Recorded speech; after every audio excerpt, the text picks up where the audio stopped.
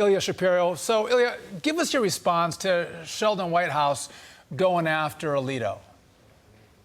Well, Senator Whitehouse ought to look after his own ethical backyard with his whites-only club that he's a member of there in Rhode Island. But look, these attacks on the Supreme Court are just sour grapes from not liking the decisions that are coming down. And I understand that displeasure, but it doesn't mean that Supreme Court justices aren't allowed to talk to the media or have rich friends or any of these other things that they're throwing up smoke screens to attack Alito and Thomas. And you're right, you pointed out it's very selective. You can tell lots of tales, spin lots of yarns about the supposed ethical violations of various justices. I think they're all working out of good faith, and I can disagree with them or agree, but these attacks on the Supreme Court really don't help our trust in our institutions. And I call Sheldon Whitehouse is really kind of the leather face of the Senate. And let me explain.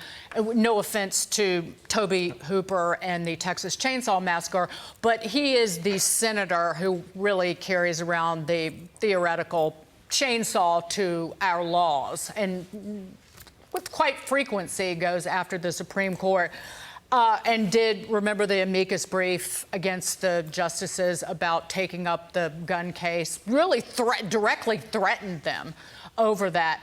But Dan McLaughlin in the National Review writes a piece about this attack on Alito and says that Whitehouse says it's unethical to answer his own questions because they wanted the Chief Justice to answer questions about the ethics legislation. He refused, so Alito actually talked about that, and now Whitehouse is going after Alito for talking about that. It's also upside down and very Whitehousean, if you will.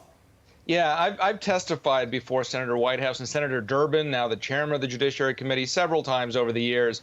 And really, it's a bunch of gaslighting. It's playing these gotcha games. And as you said, the accusation is that the justices aren't being transparent about this and that. Well, here, Justice Alito has written his own op-ed in the Wall Street Journal defending himself and explaining things and given interviews. And all of a sudden, he's assailed for doing just that. So you get it coming or going.